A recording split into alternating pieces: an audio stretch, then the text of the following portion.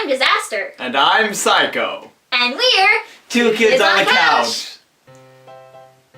Hey guys, welcome back to Two Kids on the Couch. This is the episode you've all been waiting for. You're gonna get to hear about the awesome musicals in this Tony season. This is the last Tony video before our big Tony season finale where we go through all the categories for you. And in that season finale, you could win the chance to host hashtag Operation Desperation. We'll take anyone. Literally. Just Today we're going to be taking you through some of the other musicals that you should know about before we watch the Tony Awards. This is always a super exciting category because these are the ones we can find out the most about because the soundtracks are usually released. Heyo. And these are the ones that you're going to get to see performing at the Tony Awards, so it's the ones that you should have some context for. Yeah. Let's get started. The first musical we're going to be talking about is Shuffle Along. In 1921, the musical Shuffle Along originally came out, and this follows the plotline of a corrupt mayoral election. It was groundbreaking because it was the first show on Broadway that had an entirely African-American cast and design team. So in this original revivalish musical, they still do the same things, it has all the same songs and there's the same plot. They just also at the same time tell the story of the creative team. So the other characters include the producers and writers and stuff. To be honest, I think I would have really liked it as a revival. I think it kind of tells the same story in a new and engaging way, in the way that I think revival should. That being said, as an original musical, I think it's kind of cliche. I think it hits a lot of tropes and it's kind of cheesy and it tries to kind of get preachy with some of the history. It's got a stunning cast. The choreography is incredible. It's some of the best tap dancing you'll see ever. It'll probably win for Best Choreography. I expect it to win Best Choreography. I don't think it'll get very much. I think it is an important show and I think it's cool that it's there, but in my opinion, it just took on too much and didn't do any one thing except tap dancing really, really well.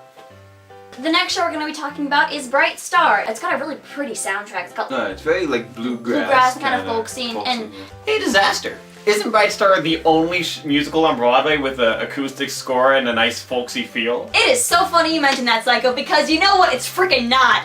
Tuck Everlasting, man.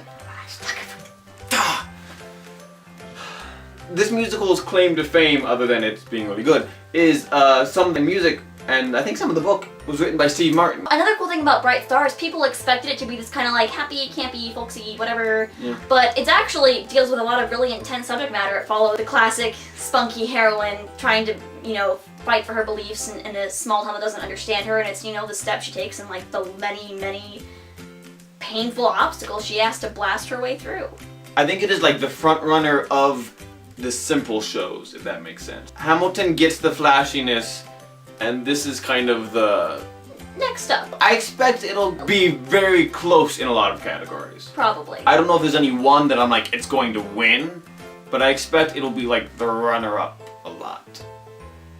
Another musical that's found success by being kind of toned down this year is The Color Purple. It follows a young girl who just has an awful life getting sold into, I want to say slavery, sold into being a wife.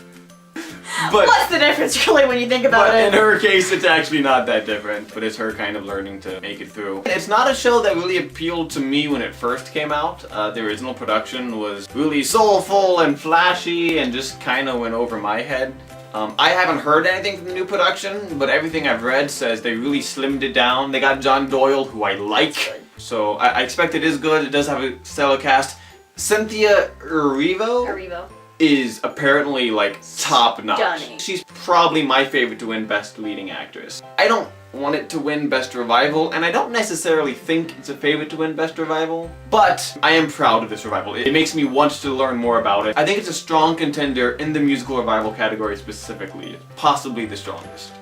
Another big revival this year is Fiddler on the Roof. This show opened several months ago, and like right when it came out, everyone was like swarming it, like, oh, Fiddler's gonna win everything. But people kind of forgot about it. It still got several nominations, including Danny Burstein, who I would not be shocked if he took home Best Actor, because I heard he was amazing as Tevye. In the same way that I'm convinced that Anything Goes was basically an excuse to see Sutton Foster play Reno Sweeney, I'm convinced that they decided to stage a revival of Fiddler on the Roof. just to let Danny Burstein play Tevye. 100% yes. Fiddler's never been one of our favorite shows. Not really. And it doesn't seem like they did anything especially revolutionary with this revival in the same way that they did with Color Purple or Spring Awakening. But I've heard nothing but good things about it. It's a very good production of Fiddler on the Roof, and if it was like a very good regional production or whatever, It'd be like I'd be behind great. it. But I don't think it's inventive enough for Broadway, so I'm hoping it doesn't do so well. But we aren't like confident in that. Yeah. Another big dark horse in the revival category is She Loves Me. This was a pretty simple revival. It brings back a show that I think was from the 30s about a couple who work in a perfume shop and they hate each other. You know, this guy and this girl, they hate each other, but they fall in love with these pen pals of theirs, and wouldn't you know it, they're the same people. Wouldn't you know it? So it's a weird kind of love figure 8, I guess. So it's like a circle but twisted. Some call it that an infinity sign.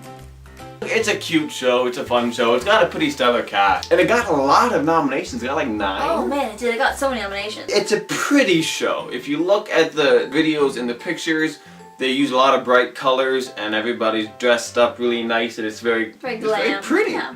And it might be better than I initially thought, but it didn't seem like it did anything new from the original production. I kind of have to believe that it was like on the bottom end of all of its categories. Like, it made the top 4, but I don't think it's gonna win much. But it is the most nominated musical revival, so There's that. there is that. Another show that blessedly only got 1 nomination is On Your Feet. It's a jukebox musical, so strike 1. Yeah. And That's then literally the only strike it needs, to be and then honest. strikes 2 through 3. It's just like, why? If you're not a Broadway person and you just like the Gloria Estefan Cuban Spanish fusion funk music or whatever, then now there's a musical about it, yay! But we don't. So it was nominated for Best Choreography. It probably won't win, but I'm sure the choreography was great. It was probably the best part of the show. So that's most of the big shows. Yeah, there's some others that we've talked about in our snubs and favorites videos, such as Disaster, which is the Seth Rudetsky musical, kind of a Which had- parody of all the disaster horror movies. Yeah, so and it had a really great cast, but that was kind of the only thing it had going for it, so it didn't do great. Yeah, in one supporting nominations. actress nomination, she probably won't win. Probably not. Another one we mentioned briefly was Waitress with Jesse Mueller, music by Sarah Bareilles. Another one that audiences are responding to really well. And it got 4 nominations, It got 4 nominations, yeah. including Best Musical.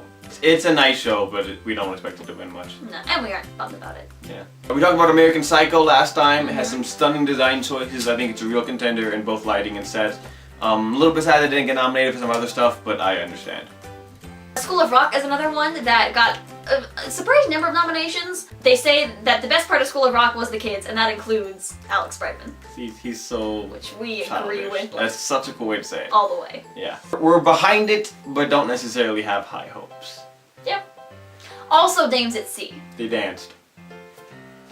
There's a little show called Hamilton, which was nobody really liked, barely got any nominations. It's done terrible. It's gonna lose everything. I don't even know why we're talking about it. There's another show called Tug Everlasting, which has just swept the board. Oh, Was it such the- 19, 20, 35 out of like, what, 24 nominations? 35 out of 24 nominations. 24 nominations. Yeah, Everyone loves it. It's gonna win sound design, it's gonna be great. Yes. Too soon? And then Spring Awakening, you know our feelings. It's the best. It ought to win everything. We'll see if Hamilton steals it from them. So that's all the musicals. So now Yeah. theoretically you know something about every show that was nominated, and even a few that weren't nominated. Thanks so much for watching. Stay tuned for our full across the board Tony nominations coverage. Season finale. Coming to you Be coming at you in just a couple of days, couple of probably. days. Yep. On that note, I guess you could apply for hashtag Operation Desperation. As always, thanks for watching. Be sure to like, comment, subscribe, tweet, email. And get ready for the Tony Wars. It's just coming up. If you don't have a Tony party, go find one, host your own, because it's an exciting event. It's an exciting event. And it's a cool way to bond the whole theater community, I think. Yeah. It's gonna be awesome. If you're interested in coming to our Tony party, hit us up. Bye, thanks for watching. Darn kids. Do that again. Darn kids. Say, get off of my lawn. Get off my lawn, you darn kids.